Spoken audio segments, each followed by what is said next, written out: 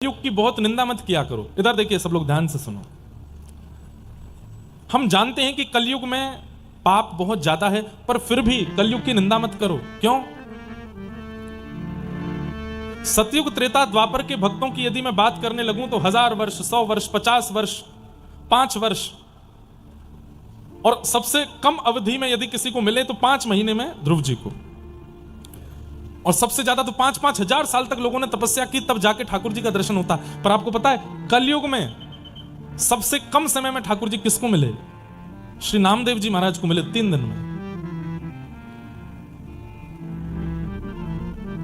नरसिंह मेहता को मिले 7 दिन में, और 7 दिन में जब मिले उसके बाद जूनागढ़ में नरसिंह मेहता रहते, 52 बार भगवान आए, 52 टाइम्स नरसिंह मेहता के पास आए ठाकुर जी इस कलिकाल में। इतने तो किसी पर कृपा नहीं की ठाकुर जी ने, ना सतयुग के भक्तों पे, ना त्रेता के भक्तों पे, ना द्वापर के भक्त, केवल कलयुग के भक्तों पर।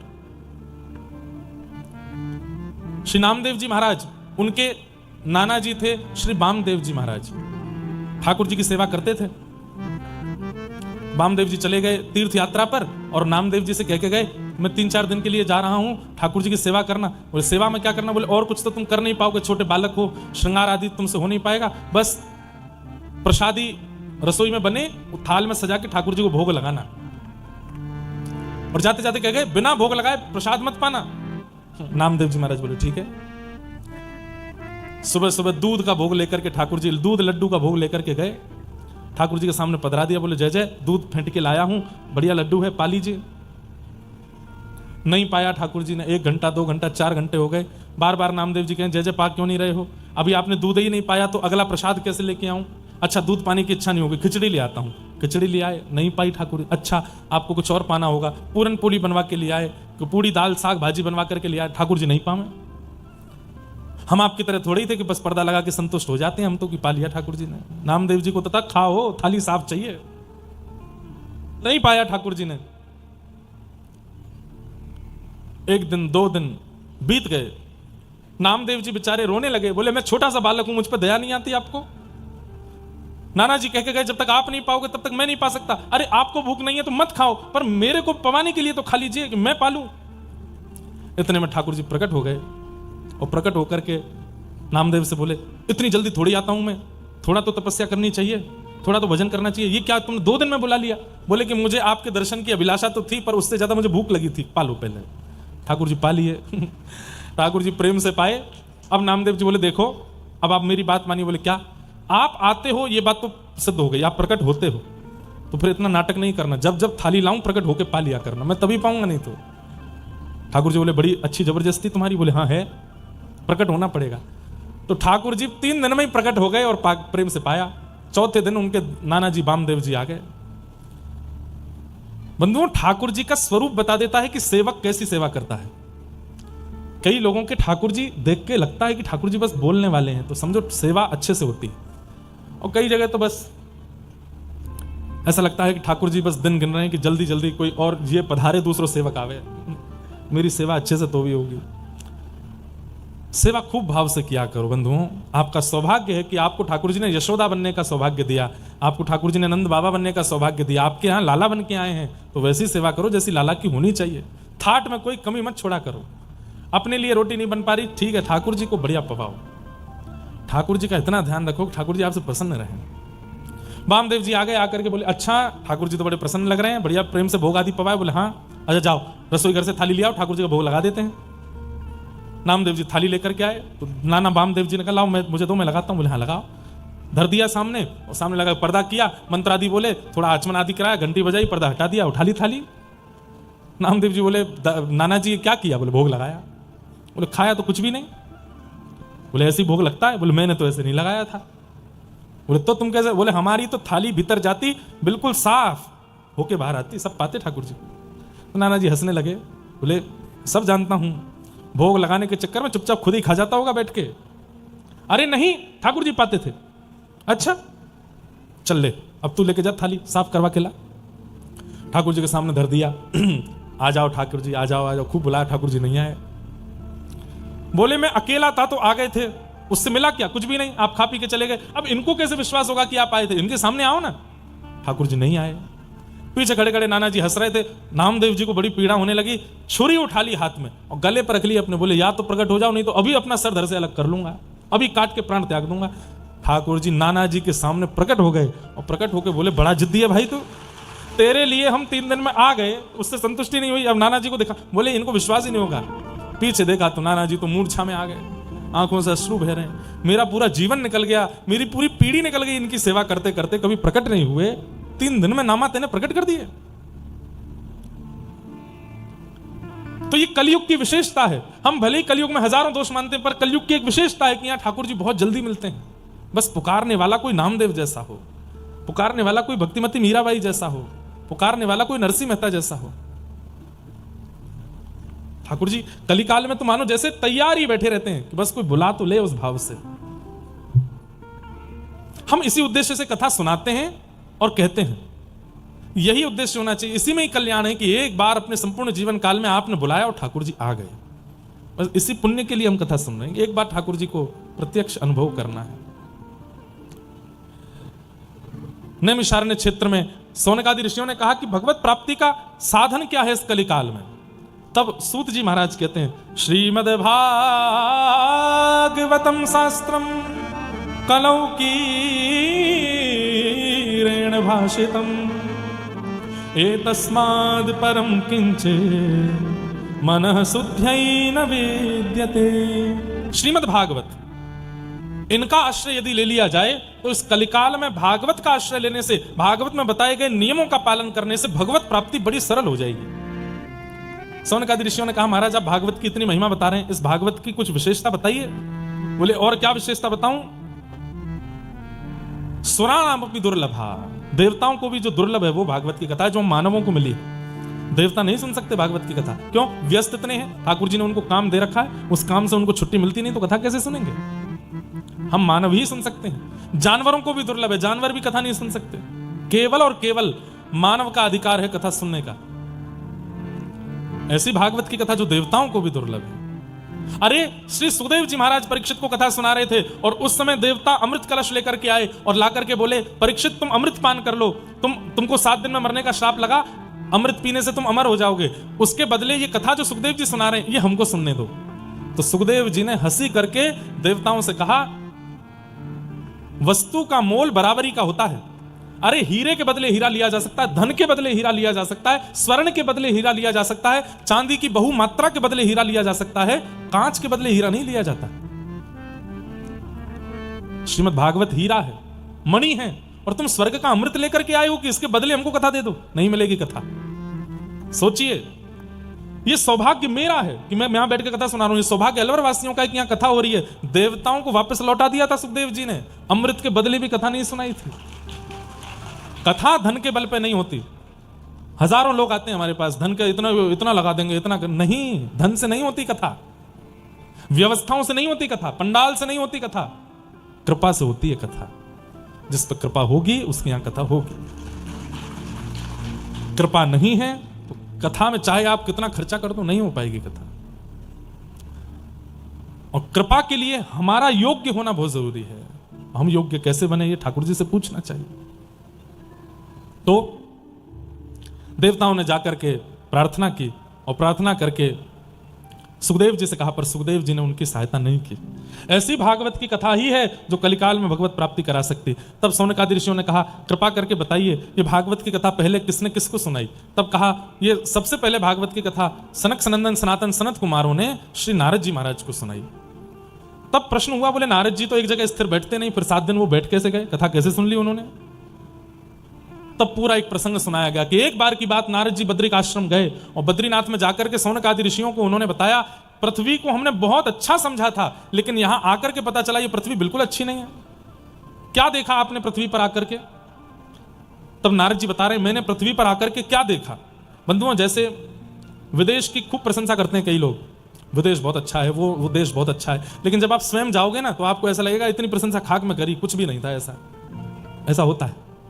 ऐसे ही देवलोक में पृथ्वी की बड़ी प्रशंसा होती है, अरे वृंदावन धाम, जगन्नाथपुरी, द्वारिका, बद्रीनाथ, बड़े अच्छे अच्छे दिव्य धाम है वहां तो। लेकिन जैसे ही नारद जी पृथ्वी का दर्शन करने आए तो बड़े डिसअपॉइंट हुए और अपना डिसअपॉइंटमेंट उन्होंने यहां बताया। क्या देखा पृथ्वी पर? बोले मैंने क्या देखा? सत्यम नास्ति कलह, सत्यम नास्ति तपः शौचम, दया दानम न विद्यते, उदरभरिणो जीवा बराका कूटभाषिण। पृथ्वी पर मैंने क्या देखा? कैसे हैं पृथ्वी के लोग? सत्यम नास्ति, सत्य नहीं बोलते, हर दिन एक झूठ तो बोलते ही बोलते, असत्य संभाषण करते हैं। शौचम नास्ति, पवित्र नहीं है। अच्छा एक बात बोले, केवल बोलने कोई झूठ नहीं बोलते, झूठ बहुत रूपों में होता है। हर व्यक्ति जानता है कि मैं कैसा हूं, लेकिन जैसे ही समाज के सामने, परिवार के सामने, लोक मर्यादा के सामने आता है तो अपने उस वास्तविकता को छुपा के आता है। यह झूठ नहीं है। भाई मस्त दिन था, आज 50 सौदे मारे। कुछ कमाया ऐसे ब्रोकरेज में पैसा उड़ाया? ब्रोकरेज। हर व्यक्ति है कुछ पर दिखाता कुछ और है, ये झूठ है। सत्यम नास्ति, कलिकाल के लोग सत्य नहीं बोलते। शौचम नास्ति, पवित्र नहीं है। कलयुग के लोगों में पवित्रता नहीं है। पवित्रता केवल और केवल एक शरीर के रूप में रह जाती है, मन नहीं है बिल्कुल भी पवित्र। कई लोग हैं 2 बार नहाते हैं, सुबह भी नहाते हैं, रात्रि सोने से पहले भी नहाते हैं, पर मन इतना मलिन है उनका, बाहर से चमड़ी कितनी भी घिस लीजिए पर चित्त की पवित्रता नहीं है। ठाकुर जी, अरे महाप्रभु जगन्नाथ, श्री जगन्नाथ महाप्रभु कर्माबाई की खिचड़ी पाते, जो कर्माबाई बिना नहाए धोए खिचड़ी बनाती थी, दांतुन करते करते खिचड़ी बनाती थी, और खिचड़ी कहीं लग ना जाए तो दांतुन के पिछले भाग से चला भी देती थी। उसको खाने आते महाप्रभु। भैया ने धीरे बोल लो, कहां चिल्ला रहे हैं? हाँ बस थोड़े ने धीरे, बस बस बस बस, हमने बोल दिया। क्या बता रहा था? कर्माबाई कभी कभी व्यस्त हो जाती। अब एक बार क्या हुआ, किसी संत ने कहा कि तुम नहा धो के बनाया करो। बोली वो बिना नहाए धोई आ जाते हैं ठाकुर जी। तो बोले वो तो तुम्हारे पूर्व जन्म के पुण्य इसलिए आते हैं, जिस दिन वो पुण्य खत्म हो जाएंगे बुलाती रह जाओगी, ठाकुर जी नहीं आएंगे। बोले कैसे बनाऊं? स्नान किया करो, तिलक लगाया करो, इत्र लगाया करो, ये साड़ी पहना करो, इतने पवित्र वस्त्र, इतने नियम बता गए उसको। अगले दिन ठाकुर जी आए, ठाकुर जी आकर के बैठ गए। जगन्नाथ जी बोले कहां गई मैया? इधर से निकली, दौड़ करके इधर जा रही है। ठाकुर जी क्या हुआ मैया? खिचड़ी। बोले रुक जा अभी नहा के आ रही हूँ। नहा के आई, फिर उसके बाद में तिलक स्वरूप लगाया, फिर उसके बाद कुछ मंत्र बता दिया था पंडितों ने, वो करने लगी। फिर उसके बाद गुरुदेव कुछ संतों ने कुछ नियम बता दिए, वो करने लगी। ठाकुर जी बोले मैया ये सब क्या कर रही है? बोले रुक जा। फिर बताया, बोले पहले चूल्हे का पूजन करना, चूल्हे का पूजन करने के बाद में पात्रों का पूजन करना, सामग्रियों का पूजन करना, उसके बाद अग्नि प्रज्वलित करना, अग्निदेव को प्रणाम, फिर खिचड़ी बनाना। इतना नियम करने लगी तो ठाकुर जी बोले मैया मुझे मंदिर जाके दर्शन देने, तो ये सब क्या कर रही है? जल्दी कर्मा कहते कहते नाम तब पड़ा उनका कर्मा, जल्दी कर। अगले दिन ठाकुर जी आए ही नहीं, तो कर्माबाई मंदिर गई। बोले आप आए क्यों नहीं आज? बोले तू इतने नियम साधन करती है, नहा रही है, धो रही है, तिलक कोटा लगा रही है, इत्र लगा रही है, मंत्र कर रही है, कभी चूल्हा का पूजन, पात्र का पूजन, चंदन लगा रही है, अग्निदेव को बुला रही है, इतना समय थोड़ी मेरे पास। बोले मुझे कोई बोल करके गया कि तुम इतना स्नान ध्यान करके नए कपड़े पहन के करोगी तो ही ठाकुर जी रुकेंगे, नहीं तो पुण्य खत्म होने के बाद ठाकुर जी नहीं आएंगे। ठाकुर जी बोले स्नान उनके लिए आवश्यक है, मंत्र उनके लिए आवश्यक है, साधन उनके लिए आवश्यक है, जिनका मन पवित्र नहीं है वो बाहर से पवित्रता रखो। पर कर्मा तेरा तो मन पवित्र है, तू स्वभाव से पवित्र है, बुद्धि से पवित्र है, चित्त से पवित्र है, तेरी बाहर की काया की पवित्रता की मुझे कोई परवाह नहीं है। मुझे नहाने की जरूरत है, आपको नहाने की आवश्यकता है, हमें इतने पवित्र रहने की आवश्यकता क्योंकि हम पवित्र नहीं हैं। कर्मा तो पवित्र है, उसके लिए ठाकुर जी ने कोई नियम साधन नहीं। सत्यम नास्ति, शौचम नास्ति, पवित्र नहीं है हम लोग। कितनी भी रुद्राक्ष पहन लें, कंठी माला पहन लें, शिखा रख लें, लेकिन मन में जो दूसरे के प्रति दूषितता है वो ठाकुर जी से दूर भगाती है, उसको पवित्र करो। अच्छा एक बात बताएं, मन की पवित्रता का कोई सूत्र बताओ। आपने पूछा, मैं बताऊं। सब में गुण देखो, खुद में दोष देखो, आपका मन पवित्र हो जाएगा। मन अपवित्र क्यों है? खुद में गुण और सब में दोष, ये अपवित्रता का कारण है। आज भी कथा सुनते सुनते भी हजारों में दोष देख लिया हमने, ये ऐसा है, ये वैसा है, ये वैसी है। हमें बैठ गई कथा में आके, हमें सब पता है क्या क्या करते हैं ये लोग। दोष बहुत जल्दी देखते हैं हम लोग, इसीलिए मन कभी पवित्र हो ही नहीं पाता। आज से नियम बना लो, जिसको देखेंगे गुण देखेंगे, दोष नहीं देखेंगे। चाहे लाख दोष हैं उसमें भी गुण देखेंगे। आप देखेंगे 7 दिन बाद आप इतने हल्के हो जाओगे इतनी पवित्रता आपको अनुभव होने लगेगी चित्त में, और उस पवित्रता के कारण आपके घर के ठाकुर जी की अनुभूतियां होने लगेंगी आपको, कि कुछ बोलते हैं, कुछ कहते हैं, कुछ करते हैं। आपकी अपवित्रता ठाकुर जी को मौन रखती है, और वो शरीर की शुद्धि से नहीं होगी, मन की शुद्धि से होगी। पवित्र करो। तो 3 सूत्र याद रखिएगा। तन पवित्र नहाने से नहीं, तन पवित्र सेवा किए। जितनी सेवा करोगे आप संतों की, महापुरुषों की, असहायों की, गरीबों की, उतना तन पवित्र होगा। तन पवित्र सेवा किए, मन पवित्र कर ध्यान। ध्यान से मन पवित्र होगा, नाम से मन पवित्र होगा। तन पवित्र सेवा किए, धन पवित्र कर दान, मन पवित्र हरि भजन सो होत त्रिविध कल्याण। मन की पवित्रता हरि भजन से और दूसरों में गुण देखने से होती है। हम दोष देखते देखते देखते देखते देखते देखते देखते अपने चित्त को ही मलिन कर लेते हैं और खुद को अच्छा समझते हैं। हम बहुत अच्छे हैं, इससे तो बढ़िया ही हैं, हमसे सब बढ़िया हैं, हम बिल्कुल बढ़िया नहीं है। ये बात मन में रखो, मन पवित्र हो जाएगा। सत्यम नास्ति शौचम नास्ति तपह नास्ति। तप नहीं करते हम लोग, भजन का केवल और केवल आडंबर करते हैं, भजन नहीं होता हमसे। तन पवित्र, मन पवित्र, धन पवित्र, सब पवित्र हो जाए भजन से, तो सत्यम नास्ति शौचम नास्ति तपह नास्ति। ये नारद जी देख रहे हैं पृथ्वी पर आकर के कैसे लोग हैं हम। दया दानम न विद्यते, हमारे अंदर दया दान की स्थिति नहीं है। और किस लिए जी रहे हैं? बोले उदर भरिणो जीवा, केवल और केवल खाने के लिए जी रहे हैं। भक्त का स्वभाव वो जीने के लिए खाता है, और संसारी व्यक्ति का स्वभाव वो खाने के लिए ही जीता है, खाने के लिए ही जी रहा है कि मैं खा सकूं। नहीं। मंदा सुमंद मतयो मंद भाग्या युपद्रुता पाखंड निरता संतो विरक्ता सपरिग्रह तरुणी प्रभुता के हे शालको बुद्धिदायक कन्या विक्रयणो लोभात दंपति नाम च कलकनम आश्रमा यवने रुद्धा तीर्थानि सरितस्तथा देवताया तनान्यत्र दृष्टै नष्टानि भूरिशः। नारद जी ने इतना सब कुछ देखा। न योगी नैव सिद्धो वा न ज्ञानी सत्क्रियो नरः कली दामान लेनाद्य साधनम भस्मताम गतः। बहुत कुछ बताया यहां पर। उसमें एक बात कही गई, मंदास मंद मतयोह, मंद बुद्धि है हम लोगों की। कैसी मंद बुद्धि? आज भारत को सबसे ज्यादा सरकार को टैक्स कहां से मिलता है? मदिरा से। कहां से मिलता है? मदिरा से, तंबाकू से। इसी के कारण ये बंद नहीं हो रहे हैं। क्यों? इनसे सरकार को सबसे ज्यादा प्रॉफिट होता है, लोग सबसे ज्यादा खाते हैं।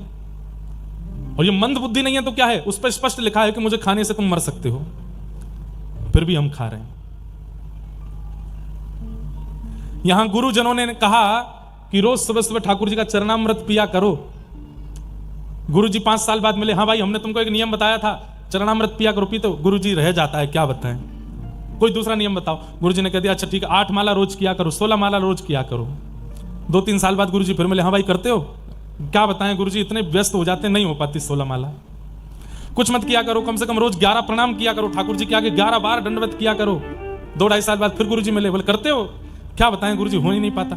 और व्यसन के लिए कोई गुरु जी नहीं बोल के गए। नियमित रूप से गुटखा खाने वाले लोग, सुबह उठते ही खाना है, भोजन के बाद फिर से खाना है, दोपहर की चाय के बाद खाना ही खाना है, रात्रि सोने से पहले एक पुड़िया तो खा ही लेते हैं। ये ताली बजाने वाली बात नहीं है, ये शोक मनाने वाली बात है। वहां इतने नियम छोटे छोटे गुरु ठाकुर जी के लिए बताए जाते, वो नहीं होते। और व्यसनी व्यक्ति, जितने भी व्यसनी हैं संसार में, तंबाकू के, गुटखा के, सुल्फा के, बीड़ी के, सिगरेट के, मदिरा के, उनको किसी ने नहीं बोला। नियमित रूप से पीते हैं, नियमित रूप से खाते हैं, कहीं छूट ना जाए। अरे तलब होती है उनको, तलब समझते हैं? तलब होती है उनको, कई वो तलब को क्या बोलते हैं, और बेचैन होते हैं। जल्दी कथा पूरी करो महाराज जी, 7 बज गए, थोड़ा खाना है। 2-4 तो ऐसे कथा में भी बैठे हैं, वो बीच में एक आध पुड़िया दबा के आ चुके हैं। फोन आ रहा है बहुत जरूरी, खा के बाहर करके घूमते रहते हैं। ठाकुर जी की बीड़ी प्रसाद, पान प्रसाद, ये तो ठीक है, तंबाकू नहीं खाना चाहिए, मदिरा नहीं पीनी चाहिए। और फिर होता क्या है, एक बात बोलने बुरा नहीं मानिएगा, कान पकड़ के हम क्षमा पहले ही मांग लेते हैं।